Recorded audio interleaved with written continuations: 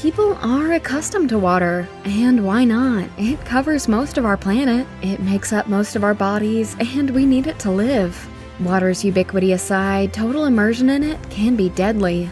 Welcome to Mind Read, where today we'll bring you a list of 10 water expeditions and adventures that went seriously wrong. While some people on this list were lucky enough to live to tell the tale, others were not so fortunate. But before we begin our journey today, make sure you subscribe to the channel and press that bell icon to get notified every time we make a new upload. Let's get started. Number 10. Edward Young, HMS Umpire. On July 19, 1941, the HMS Umpire, a brand new British U-class submarine, departed for sea trials. The Umpire was sailing along the surface when she collided with a trawler. The submarine's commander and 3 others were outside on the bridge during the collision and were left to tread water. The Umpire sank quickly, trapping the rest of the crew on the seabed 60 feet down. Water began to rapidly flood the sub. Edward Young, a junior officer on the Umpire, later recalled coming across a man trying to open a watertight door, saying, "My pal's in there." Young could only tell the man that it was hopeless. There's no one left alive on the other side of that door. He could only hear water on the other side. Ultimately, Young and 4 others climbed the conning tower to attempt escape.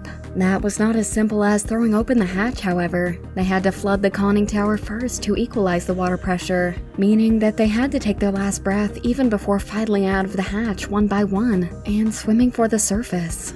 2 of the 4 men did not survive the ascent. The sinking of the Umpire claimed 22 lives, with Young and 14 others surviving. Young eventually became a distinguished submarine commander himself. Number 9. The Cuccia One. In October 2011, an Iranian ship called the Cuccia One was helping to install an underwater oil pipeline in the Persian Gulf. On October 20th, the ship capsized in bad weather and sank so fast that no distress signal could be sent. 6 people drowned in the sinking, but rescuers still managed to save 60 others. However, bolted to the Cuccia One was a hyperbaric recompression chamber, which held 6 divers when the ship went down. The chamber was pressurized to 200 feet at the time of the sinking, but the Cuccia One came to rest on the seafloor 236 feet down, causing rescuers to fear that the chamber's seals may have ruptured. Rescue efforts were further hampered by continuing bad weather, with winds reaching 30 knots. Finally, on October 23rd, the 6 divers were confirmed dead. Number 8. Blizzard River. You don't necessarily have to be out in the open ocean to suddenly and unexpectedly become trapped underwater. Such was the case in Agawam, Massachusetts on August 7th, 1999, at the Riverside Amusement Park, since dubbed Six Flags New England. At around 9:30 p.m., a raft on the park's Blizzard River suddenly capsized. 8 belted-in passengers were left trapped face down in a mere 2.5 feet of water. But that was all it took. While park employees did manage to get out some of the riders, before rescuers showed up, the riders, including at least 2 young children and a pregnant woman, nearly drowned, and several were left hospitalized in critical condition. 1 rider suffered a brain injury, and another was left with permanent physical injuries. In 2001, the 8 riders sued the park owners and the manufacturers of the ride. The plaintiffs argued that the defendants should have known the risk, since a woman died in a similar incident in Texas earlier in 1999. Number 7. The Phraya River Ferry. On September 18, 2016, a ferry carrying over 100 people was traveling along the Phraya River in Thailand. The passengers were primarily Muslim pilgrims returning to their province after having attended a ceremony. Not far into the journey, the ferry turned to avoid another boat, which caused it to crash into a concrete bridge pillar. The lower deck of the 2-level vessel ended up submerged, and a chaotic scene ensued. Rescuers threw ropes to passengers swimming to shore, while others desperately tried to resuscitate victims. In the end, 27 people died, and roughly 40 others were injured. It took 2 days to pull out most of the bodies from the wreck. Thailand is known for a high rate of public transportation accidents, as safety regulations are barely enforced. In this case, the captain of the ferry was charged with reckless driving, resulting in death.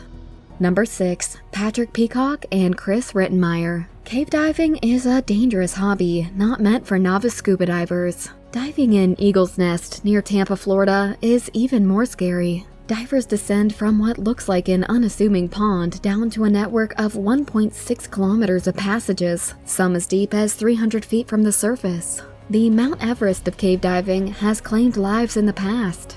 Patrick Peacock and Chris Rettenmaier, two experienced cave divers, submerged into Eagle's Nest on October 15, 2016. The men knew the dangers, and when they dove into the cave at around 2 p.m., a safety diver named Justin Blakely waited close to the surface for them. Peacock and Rettenmaier were due to meet back up with Blakely at 3 p.m., but the pair never showed. Blakely checked back in at the meeting location every 30 minutes until 6 p.m. when he called for help.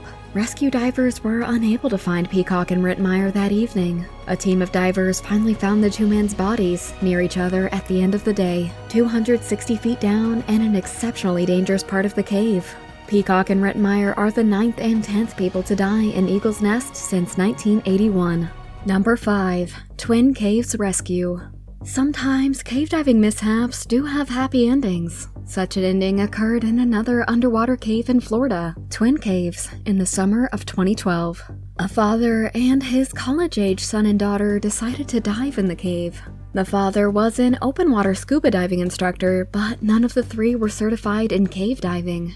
A group of cave divers exiting the Twin Caves as the open water trio entered recounted how their open water style kicking disturbed lots of silt in the already generally silty cave.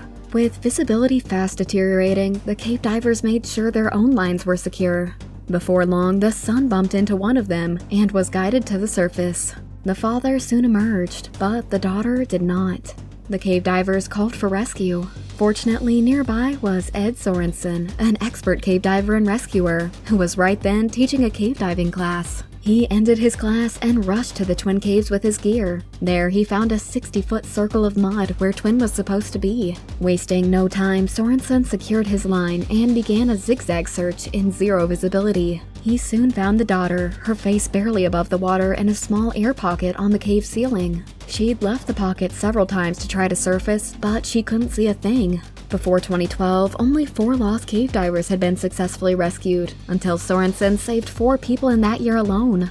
Number 4. The S28 Well, in another happy ending, 7 Russian sailors managed to survive being trapped underwater for 3 days. In August 2005, the AS-20, a Priz-class mini-submarine itself meant for rescue missions, was submerged. An undersea surveillance antenna snagged the sub, and bits of fishing net became stuck in its propellers, stranding it 623 feet below the surface. Russian rescue attempts failed. Despite the AS-28 being stranded in a military-sensitive region which includes the entrance to a submarine base, Russia was willing to appeal to other countries for help. Ultimately, a British submersible robot descended and cut the AS-28 free with its blades, allowing the vessel to surface. The 7 sailors were taken to a hospital and were said to be in satisfactory condition. Number 3. Boy survives being submerged for 42 minutes. In 2015, a group of 6 boys jumped into a canal in Milan. 5 came back up right away, but the 6th, a 14-year-old named Michael, became stuck, trapped in only 6.5 feet of water. It took 42 minutes before rescuers were able to free him, and by then, his heart had stopped. Doctors managed to restart Michael's heart, and he was then placed on life support so that his heart and lungs could recover. For 10 days, Michael remained in an induced coma, and his right leg did have to be amputated below the knee. But 15 days after the accident, an MRI indicated that Michael's brain was apparently undamaged. Amazingly, 4 weeks after Michael went into the canal, he woke up and spoke to his parents. He was completely coherent and could remember the events before the accident. He even asked for a mojito at one point. His doctor speculated that the cold water of the canal slowed down Michael's bodily functions and likely played a major factor in his survival. Number 2. The Johnson Sea Link. On June 17, 1973, a submersible called the Johnson Sea Link descended into the waters off Key West, Florida, with 4 men aboard. Their goal was to retrieve a fish trap from the USS Fred T. Barry, a scuttled destroyer. They couldn't retrieve the trap, however, and around 9:45 a.m., the Johnson Sea Link became entangled in a cable in the shipwreck, 360 feet underwater.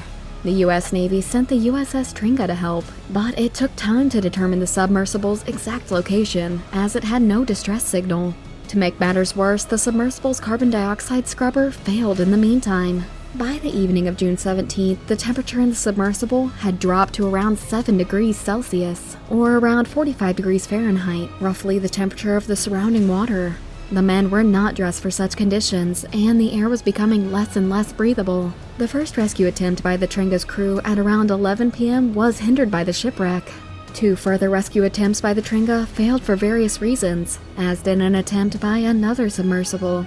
Finally, with the help of another ship, the Johnson Sea Link was able to break the surface at 4:53 p.m. on June 18th, but the men did not survive. Number 1. The Kursk. On August 12, 2000, Russia was conducting a large-scale naval exercise. Among the 33 vessels in the Barents Sea that day was the Kursk, an Oscar-class nuclear submarine. It's believed that during the exercise, fuel leaking from a damaged torpedo triggered an explosion. The subsequent fire caused 5 to 7 torpedoes to explode, ripping the sub open. It came to rest on the seabed 354 feet below the surface. Bad weather hampered Russian rescue attempts for days, while they initially refused to admit that any disaster had occurred. Russia was also wary of accepting foreign help, given the advanced nature of the Kursk, but eventually relented. On August 21st, they finally admitted that the crew was dead. Not all of the 118 men aboard the Kursk died immediately, however. A letter found on Lieutenant Captain Dmitry Kolskanov provided details of the trapped men's final days, painting a picture of dropping temperatures, dimming lights, leaking water, and fouling air. Some men were badly burned, and others had been injured by flying debris. Kolsnikov wrote, "None of us can get to the surface.